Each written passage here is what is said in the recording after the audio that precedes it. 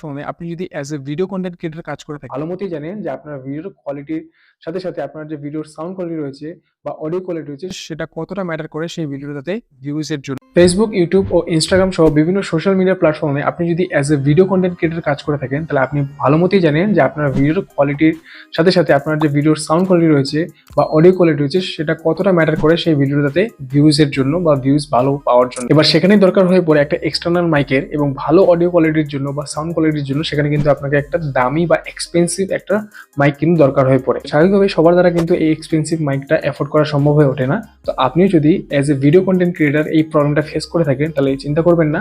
আমি আপনাদেরকে আজকের ভিডিওতে দেখাবো যে কিভাবে আপনি অনলাইনের মাধ্যমে একদম ফ্রিতেই আপনার যে অডিও কোয়ালিটি রয়েছে এবং সাউন্ড কোয়ালিটি রয়েছে সেটাকে এক স্টেপ উপরে নিয়ে যাবেন। এক স্টেপ না, একদম 2-3 স্টেপ উপরে নিয়ে যাবেন। আশা করছি আজকের ভিডিওটা আপনাদের ভালো লাগবে এবং কাজে লাগবে। তো ভিডিওটাকে শেষ পর্যন্ত নিশ্চয়ই দেখুন। এখানে সবার প্রথমে আপনার কাছে যদি একটা ভিডিও থাকে, তাহলে ভিডিও থেকে আপনার যে অডিওটা রয়েছে সেটাকে আপনি আলাদা করে নিন। তার জন্য আপনি কিন্তু ভিডিও টু অডিও কনভার্টার যে কোনো অ্যাপ এখানে ব্যবহার করতে পারেন, যেটা আপনি প্লে স্টোরে খুব ইজিলি পেয়ে যাবেন।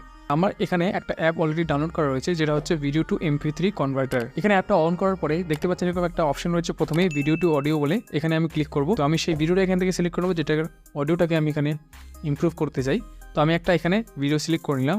করার পরে এখানে দেখতে পাচ্ছেন কিছু অপশন নিচের দিকে এসছে। এখানে আপনাকে কিছু করার দরকার নেই, জাস্ট আপনি নিচের দিকে কনভার্ট যে অপশন রয়েছে সেখানে ক্লিক করে দিন। এবার চলে আসবো নেক্সট স্টেপে।